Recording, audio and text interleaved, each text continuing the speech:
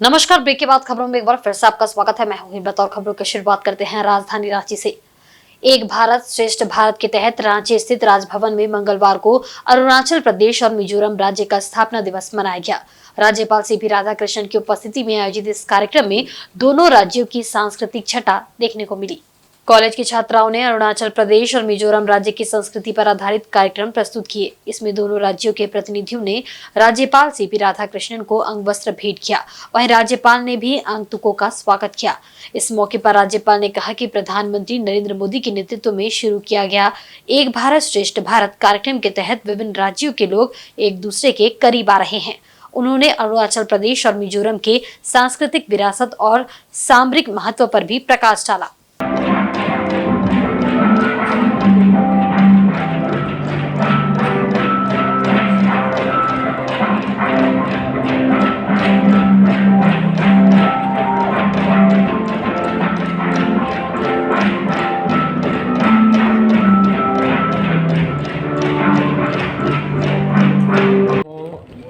The most two beautiful states of our country, the most important strategic states, Mizoram and Arunachal Pradesh, and Ek Bharat, Shrestha Bharat, the call given by our visionary leader, Pradhan Mantri Shri Narendra Modi ji has been celebrated in Raj Bhavan, Jharkhand, Ranchi in a big way. We all exchange our views. We know each other. This gives a lot of opportunity for us to understand the greatness of each culture. और इधर मंत्रिमंडल बंटवारे से नाराज कांग्रेस के 8 विधायक इन दिनों दिल्ली में डेरा डाले हुए हैं। इस विषय को मुद्दा बनाते हुए भाजपा ने एक बार फिर गठबंधन सरकार पर हमला बोला है। भाजपा प्रदेश प्रवक्ता प्रतुल शाहदेव ने कहा है कि पहले मुख्यमंत्री 40 घंटे से गायब थे, अब कांग्रेस के विधायक गायब है। उन्होंने सरकार पर राज्य को फिल्म का थिएटर बनाने का आरोप लगाया। कहा कि जनता के विकास से इस सरकार को कोई लेना देना नहीं है।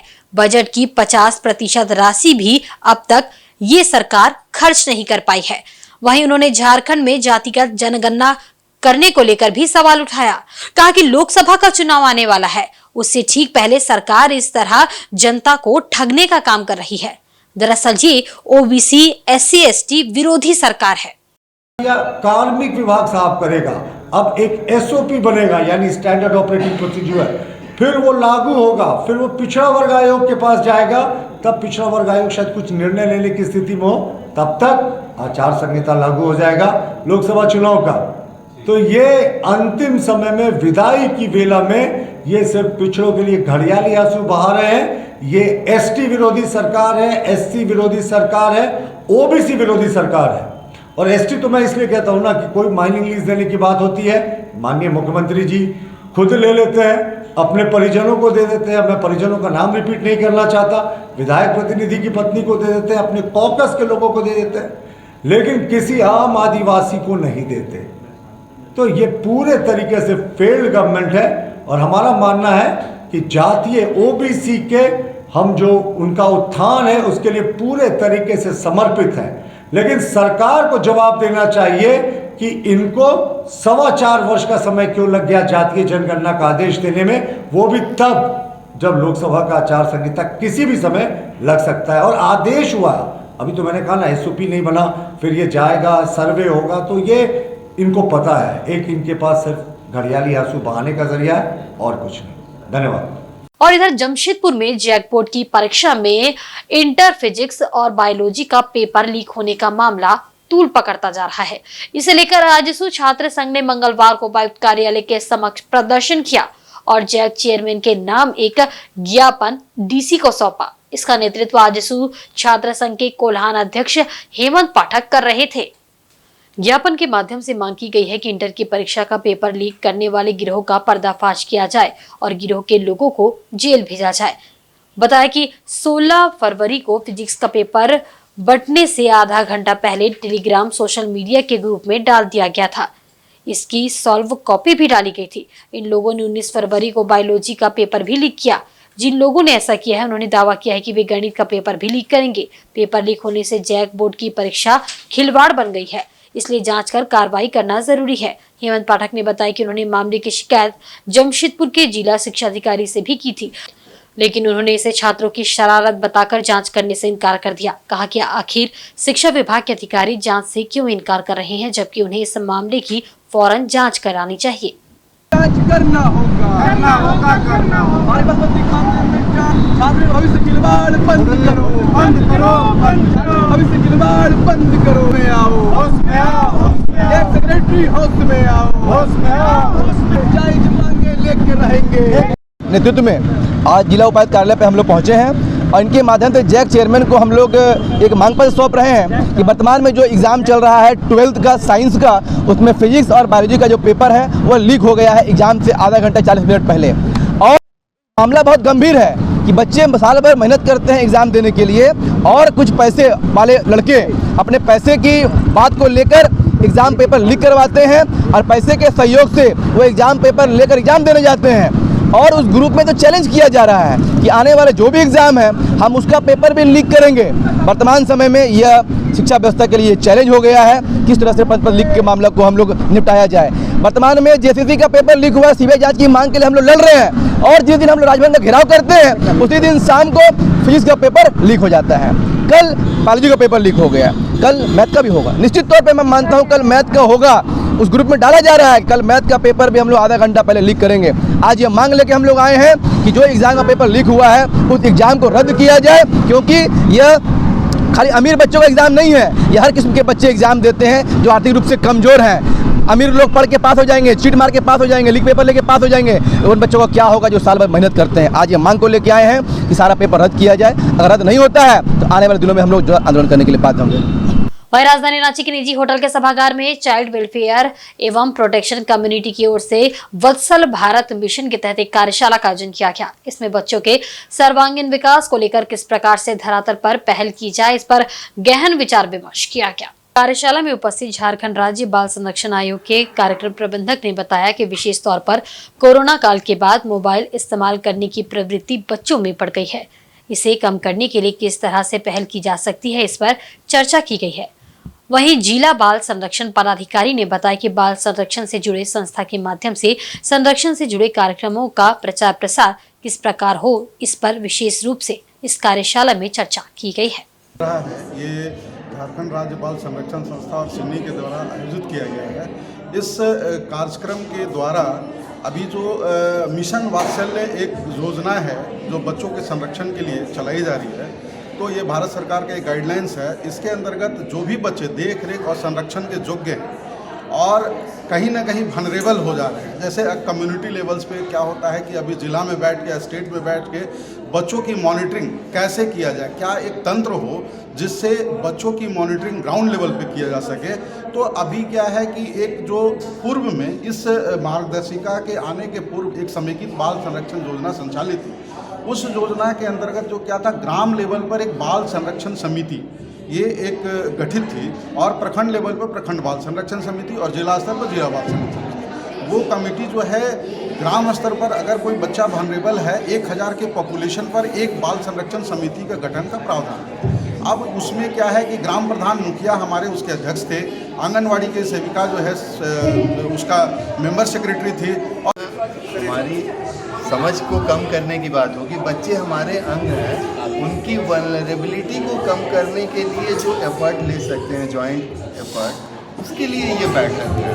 और बार बार हम लोग कोरोना के बाद से देख रहे हैं कि जब से मोबाइल का उपयोग गार्जियन और टीचर ने बच्चों के लिए अलाउड कर दिया है, तब से उनकी वल्नरेबिलिटी बढ़ गई है। हमारी चिंता सबसे ज़्यादा पॉपुलेशन किस एज पे होती है, तो उसको कम करने के लिए जो समुदाय की भागीदारी को हम कैसे बढ़ाएंगे, उसके लिए आज हम मंथन कर रहे हैं। और जो डिफरेंट डिपार्टमेंट का उसमें जो रोल होगा उसको तय करने के लिए एक मार्गदर्शिका भी बना रहे हैं। इधर टीम इंडिया और इंग्लैंड के बीच खेले जा रहे टेस्ट सीरीज का आखिरी मैच रांची के JSC स्टेडियम में खेला जाना है।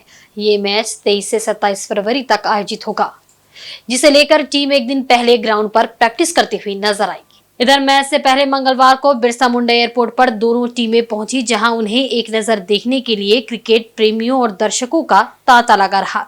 अपने फेवरेट क्रिकेट प्लेयर का दीदार करने के लिए लोग उत्सुक नजर आए। कई प्लेयर ने हाथ हिलाकर अपने दर्शकों और क्रिकेट प्रेमियों का अभिवादन भी किया। दोनों टीमें होटल रेडिसन ब्लू में रुकी है। सभी बिरसा मुंडा एयरपोर्ट से सीधे होटल के लिए रवाना हुए। की भांति हर जब भी कोई भी मैच होता है, वो वनडे इंटरनेशनल हो, T20 हो, टेस्ट मैच हो, वो JSCA हमेशा JSCA की तैयारी अच्छी होती है। और सबसे बड़ी बात है कि रांची की जो खेल प्रेमी जनता है वो काफ़ी उत्साह के साथ सभी मैचों में शरीक होती है। और इस बार भी टेस्ट मैच होने के बावजूद जब आम लोगों को लगता है कि टेस्ट मैच में लोगों का इंटरेस्ट कम हो रहा है, बट टिकट के सेल्स टेस्ट मैच होने के बाद भी काफ़ी अच्छे हैं। और जिस तरीके से आप मीडिया के साथी भी स्वागत करते हैं, और ये एक बड़ी बात है कि रांची की टीम जो है ना केवल अपने होस्ट टीम होने के चलते इंडियन टीम को, बल्कि इंग्लिश टीम का भी उतना ही गर्मजोशी के साथ स्वागत करती है। कल से प्रैक्टिस होने की सूचना है, उसके बारे में क्या बताएं? देखिए, प्रैक्टिस का शेड्यूल अभी नहीं आया है, लेकिन प्रैक्टिस मोस्ट प्रोबेबली कल ही होगा। आप लोगों को आज शाम तक इसकी सूचना मिल जाएगी। प्रैक्टिस को भी आप कवर कर सकते हैं आगे। सर, मुख्य अतिथि कौन कौन होंगे सर इसमें? देखिए, टेस्ट मैच में जनरली कोई ऐसे मुख्य अतिथि नहीं होते हैं, लेकिन जो भी डिग्नेटरी होते हैं, राज्य के जो गवर्नर हैं, राज्य के मुख्यमंत्री हैं, इनको JSCA हमेशा हर मैच में इनवाइट करती है। जो भी यहाँ के जो सीनियर ब्यूरोक्रेट्स हैं, तो ऐसे लोग हमेशा मैच में शरीक होते हैं। और मुझे लगता है कि हर मैच की तरह ज़रूर महामहिम राज्यपाल भी और माननीय मुख्यमंत्री भी जरूर इसमें आएंगे, बट ऐसी कोई सूचना हमें कंफर्मेशन अभी नहीं है। एक फोटो धोनी का शहर है, धोनी को धोनी, जो मेरी सूचना है कि धोनी अभी शहर में नहीं है। धोनी अगर यहाँ पे रहते हैं, लेकिन हमारे मुझे लगता है जो अभी कल ही आपने देखा होगा कि सौरभ तिवारी जी और हमारे वरुण अरोन जी जो हमारे झारखंड के लिए उन्होंने इतने रन्स बनाए हैं, इतने विकेट्स लिए हैं, तो उन्होंने खेल से रिटायरमेंट लिया है। मुझे पूरा विश्वास है कि वो ज़रूर इस टेस्ट मैच का आनंद लेने के लिए आएंगे। इधर जमशेदपुर के सिद्धगौड़ा टाउन हॉल में मंगलवार को जिला स्तरीय सहिया सम्मेलन आयोजित हुआ। इस सम्मेलन में मुख्य अतिथि के रूप में विधायक सरयू राय उपस्थित थे। कार्यक्रम में उत्कृष्ट कार्य करने वाली सहियाओं को सम्मानित भी किया गया। सम्मेलन में सहियाओं को आवश्यक दिशा निर्देश दिए गए। बताया गया कि उन्हें किस तरह अपने अपने क्षेत्र में काम करना है। इस मौके पर सहियाओं ने भी अपनी बातों को रखा। बताया कि सहिया दूर दराज गाँव में जाकर काम करती है और इसके बदले उन्हें जो मानदेय दिया जाता है वह बहुत कम है, इसलिए उनकी मांग है कि उन्हें वेतन दिया जाए। विधायक सरयू राय ने कहा कि ग्रामीण स्वास्थ्य सेवा को पटरी पर लाने में सहियाओं का काफी बेहतर योगदान है। उन्होंने सहियाओं की भूमिका की सराहना की। इस मौके पर उपायुक्त अरण्य मित्तल, DDC मनीष कुमार के साथ अन्य कई पदाधिकारी मौजूद थे। स्वास्थ्य के क्षेत्र में जो इन्हीं काम करते हैं, ये आधारभूत ताकतें सहिया के का बड़ी संख्या आई और को भी कई ऐसी चीजों का पता चला जिनको इनके माध्यम से जिला प्रशासन संपन्न कराता है। प्रशासन के कार्य संचालन और जन स्वास्थ्य की देखभाल के लिए भी जो पुरानी बीमारियां जिनको जाना चाहिए स्वास्थ्य हो रहा है, हमें और नई बीमारियां न आ पाए, काम करने वाला वो जो पहले हुआ था हर साल होता रहता है। हम जिस दिन से सहिया काम कर रहे हैं 2007 से होता रहता है, लेकिन बीच में वो जो कोविड के चलते कुछ दिन बंद हो गया था। बीच में सहिया वालों को पेमेंट नहीं हो रहा था। हाँ, सहिया लोग को तो पेमेंट नहीं मिलता है, उन लोग को मानदेय मिलता है। सहिया को भी, सहिया साथी को भी मानदेय मिलता है, पेमेंट नहीं मिलता है। लेकिन उन लोग का कहना है कि वो अभी भी नहीं मिल रहा है। लेकिन उन लोग का कहना है कि हमको मानदेय नहीं चाहिए, पेमेंट चाहिए। इतना ही सहिया लोग बोले यार, इतना काम कर रहे हैं गांव में सभी, जैसे मातृ मृत्यु, शिशु मृत्यु, बहुत सारा काम हुआ है हम लोग का। जो गांव में जो परिवार नियोजन के बारे में हम लोग बात करते हैं, PLA बैठक के माध्यम से हम लोग चर्चा करते हैं। किशोरी, गर्भवती, छोटा बच्चा, नवजात शिशु के घर 42 दिन तक गृह भ्रमण करते हैं, HYC, HPMC ये सब करते हैं। तो बहुत सारा गांव में जैसे मान लीजिए किसी का अनजान व्यक्ति लोग को बहुत सारा जानकारी मिला है, बहुत सारा डेवलप हुआ है गांव में। अंतिम जगह में हम लोग सहिया लोग गांव में रहते हैं, अंतिम जगह में हम लोग जाके ये सब जानकारी देते हैं, मीटिंग करते हैं, बैठक करते हैं। गर्भवती को लेकर अस्पताल पहुंचाते हैं। नवजात शिशु 1 साल तक 42 दिन तक अगर कुछ हुआ तो उसको अस्पताल पहुंचाते हैं। और 1 साल तक बच्चा को कुछ हुआ तो एम्बुलेंस बुलाकर उसको पहुंचाते हैं अस्पताल। तो नज़दीकी जो अस्पताल है पहले से जानकारी देते हैं गर्भवती महिला को क्या क्या करना चाहिए, क्या क्या खाना चाहिए, कैसे रहना चाहिए, वो सब गर्भवती को जानकारी देते हैं और यही सब काम हम लोग करते हैं। पश्चिमी सिंहभूम जिले के सारंडा जंगल के शहरी व ग्रामीण क्षेत्रों में जंगली दंतैल हाथी का आतंक थमने का नाम नहीं ले रहा है। झारखंड व उड़ीसा वन विभाग की टीम हाथी भगाने के लिए ऑपरेशन चला रही है। इसके बावजूद ये हाथी आबादी वाले क्षेत्र से घने व सुरक्षित वन क्षेत्र की ओर नहीं भाग रहा है। हाथी पिछले कई दिनों से लगातार प्रत्येक दिन कहीं न कहीं अपना आतंक मचा रहा है।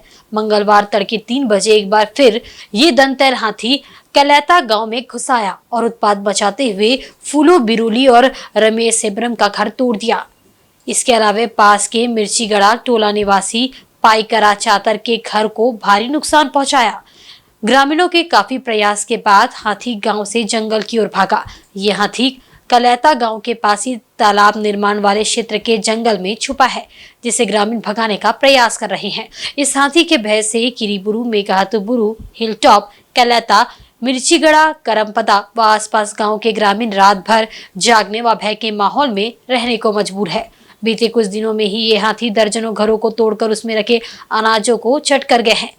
अब इस हाथी की आदत लोगों के घरों में रखे अनाज खाने की हो गई है। यही वजह है कि वह शहर व गांव के लोगों के घरों को निरंतर अपना निशाना बना रहा है।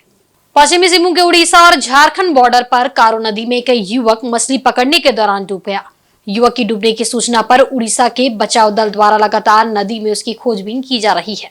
नदी में डूबकर लापता हुए युवक का नाम दुलू मुंडा है, जो कि हरपुर का रहने वाला है। घटना किरीबुरु थाना क्षेत्र के टाटीपा की है। बताया जा रहा है कि दुलू मुंडा रविवार को मछली पकड़ने के लिए नदी में गया था, लेकिन इसी दौरान वह डूबकर लापता हो गया। उड़ीसा के बचाव दल द्वारा लगातार उसकी खोजबीन की जा रही है, लेकिन अब तक उसका कोई पता नहीं चल पाया है। दुलू मुंडा रविवार को नदी में लापता हुआ, लेकिन मंगलवार तक उसका पता नहीं चलने से घर वाले काफी परेशान हैं। बताया जा रहा है कि बुधवार को एनडीआरएफ की टीम नदी में दुलू मुंडा की खोजबीन के लिए आएगी। इधर सरायकेला उत्कलीय ब्राह्मण समाज द्वारा श्री जगन्नाथ मंदिर परिसर में 17 मार्च को सामूहिक व्रत उपनयन संस्कार कार्यक्रम का आयोजन किया जाएगा। इसकी तैयारी को लेकर जगन्नाथ मंदिर में रामनाथ आचार्य की अध्यक्षता में एक बैठक हुई। बैठक में सामूहिक व्रत उपनयन संस्कार कार्यक्रम को सफल बनाने के लिए विस्तार पूर्वक चर्चा की गई। बैठक में निर्णय लिया गया है कि 10 मार्च तक व्रत उपनयन संस्कार के लिए ब्रह्म कुमारों का नाम रजिस्ट्रेशन किया जाएगा। आयोजन को लेकर एक बैठक 3 मार्च को मंदिर परिसर में रखी गई है, जिसमें तैयारी को लेकर किए जा रहे कार्यों की समीक्षा की जाएगी। उत्कलीय ब्राह्मण समाज के प्रवक्ता पार्थ सारथी आचार्य ने कहा कि प्रत्येक वर्ष की तरह समाज द्वारा इस वर्ष भी सामूहिक व्रत उपनयन संस्कार कार्यक्रम का आयोजन किया जा रहा है। इसमें अधिक से अधिक ब्रह्म कुमारों का व्रत उपनयन संस्कार करने का निर्णय लिया गया है। इस आयोजन का उद्देश्य ब्राह्मण समाज को एक सूत्र में बांधकर रखना है। कार्यक्रम अच्छा होगा। हर साल की बातें सारे सुविधाएं उपलब्ध होती है। सभी बच्चे का सभी प्रकार के जितने भी व्रतोपनयन संस्कार में जो भी जरूरत की सामान वहाँ हम लोग उपलब्ध आने वाले 10 तारीख को 3 तारीख और 10 तारीख को कार्यक्रम को सुचारू रूप से संपादन करने के लिए दोबारा बैठक का आहूत किया गया है। और जो बच्चे इसमें उपनयन संस्कार में उपनयन के लिए आएंगे वो 10 तारीख तक ही अपना रजिस्ट्रेशन करवा सकते हैं। धन्यवाद। वहीं जमशेदपुर के परसोडी थाना अंतर्गत मुख्य सड़क स्थित कल्पना मेडिकल के गोदाम में मंगलवार को अचानक आग लग गई। इस घटना में गोदाम में मौजूद पुराने बिल एवं कार्टून जलकर राख हो गए। आग लगने से अफरा तफरी मच गई। देखते ही देखते पूरे बिल्डिंग में धुआं भर गया। दुकानदारों के बीच अफरा तफरी मच गई। दुकानदारों ने पहले तो खुद ही आग बुझाने का प्रयास किया, लेकिन वे असफल रहे। इसके बाद पुलिस को सूचना दी गई। तब जाकर दमकल की एक गाड़ी मौके पर पहुंची और आग पर काबू पाया गया। कल्पना मेडिकल के मालिक सरोज कुमार गुप्ता ने बताया कि कैसे आग लगी इसकी कोई जानकारी उन्हें नहीं है। वर्षों पुराने बिल थे जो जलकर राख हो गए हैं। आगे लग गया है, अचानक ही लगा, हम लोग को पता नहीं चला। गोदाम टाइप का है, पुराना बिल और गत्ता जितना है हम लोग यहाँ रखते। कैसे आग लगा कुछ हम लोग को कुछ मालूम ही नहीं चला। वहाँ से कैसे हुआ, हो सकता है शॉर्ट सर्किट हो गया होगा। कितना नुकसान नुकसान जितना बिल है हम लोग का बिल रखना जरूरी होता है 5 ईयर्स का, 5 ईयर्स का बिल रखना जरूरी होगी। हम जवाब वगैरह भी वहीं पूर्वी सिंहभूम जिले के आशीर्वाद कार्यक्रम के तहत सोमवार को बहरागोड़ा स्थित शाखा मैदान में गाजे बाजे व बैंड बाराती के साथ 20 गरीब बेटियों के हाथ मिले हुए। कार्यक्रम के संयोजक भाजपा के पूर्व प्रदेश अध्यक्ष डॉक्टर दिनेशानंद गोस्वामी ने पिता बनकर कन्यादान किया। 20 जोड़ियों को सुखमय दाम्पत्य जीवन का आशीर्वाद देकर विदा किया गया। करीब 25,000 लोग इस शादी के गवाह बने। सामूहिक विवाह कार्यक्रम को लेकर मैदान को भव्य रूप से सजाया गया था। समारोह स्थल पर बने 20 भव्य मंडप में 20 पुरोहितों ने वैदिक मंत्रोच्चारण व हिंदू रीति रिवाज के तहत विवाह संपन्न कराया। बैंड बाजा के साथ निगमानंद शाश्वत आश्रम से बारात निकली। रामगढ़ की बैंड टीम के पीछे नाचते हुए बाराती चल रहे थे। विवाह मंडप के पास पहुंचने पर बारातियों का भव्य स्वागत किया गया। शंख ध्वनि से क्षेत्र गूंज उठा। 8 साल से यहाँ पर एक बड़ा सामाजिक उत्सव का आयोजन किया है। प्रधानमंत्री माननीय श्री नरेंद्र मोदी जी ने हम सभी कार्यकर्ताओं को महिलाओं का, गरीबों का, गांव का सेवा करने का उन्होंने अपील किया था। हम 8 साल से इसी प्रकार का काम कर रहे हैं। अब देख रहे होंगे हजारों की संख्या में ग्रामीण उपस्थित हैं। जैसे पुराने जमाने में होता था, बेटी का शादी में पूरा गांव खड़ा होता था, आज वही दृश्य आज दिखाई पड़ रहा है कि आज पूरा क्षेत्र जो है दिखाई पड़ रहा है। लड़कों में उत्साह है, हमारी महिला बहनों में काफी उत्साह है। दूर दराज के जो क्षेत्र के पंडित जी आए हैं वो अलग अलग मंडपों पर शादी करेंगे और गरीब घर में जन्म लेने वाली बेटी, राजा की बेटी की तरह उसका विवाह होगा। और जिस प्रकार राजा के बेटी में हजारों लोग आते हैं, आज 20,000 से अधिक लोगों के प्रीति भोज में भोजन की व्यवस्था है। और उनको हम लोगों ने जैसे अपनी बेटी का विदाई होता है, सोने का गहना से लेकर दैनंदिन उपयोग करने वाली हर प्रकार की वस्तुएं उनको भेंट करेंगे। जो दूल्हा है, दूल्हा ने संकल्प लिया है कि जीवन भर नशीले पदार्थ का सेवन नहीं करेगा, घरेलू हिंसा में भाग नहीं लेगा। और हम मानते हैं भारतीय संस्कृति में जो बेटी है वो माँ लक्ष्मी का एक प्रकार से उत्कृष्ट एक अवतार है, माँ दुर्गा का, माँ सरस्वती का। जब हम माँ दुर्गा की पूजा करते हैं तो उनको जब पुष्पांजलि चढ़ाते हैं तो हम शक्ति की मांग करते हैं। और दुर्गा की बेटी की शादी में कठिनाई हो यह ठीक नहीं है। इसीलिए हम ये कहते हैं यत्र नारी स पूज्यते तत्र रमन्ते देवता। जहां महिलाओं का सम्मान है वहीं देव और देवी का निवास होता है। इसी भाव से हम यहाँ पर आज कार्यक्रम कर रहे हैं। और आज के बुलेटिन में बस इतना ही। कल फिर हाजिर होंगे कुछ नई खबरों के साथ। तब तक देखते रहें इंसाइड झारखंड न्यूज। नमस्कार।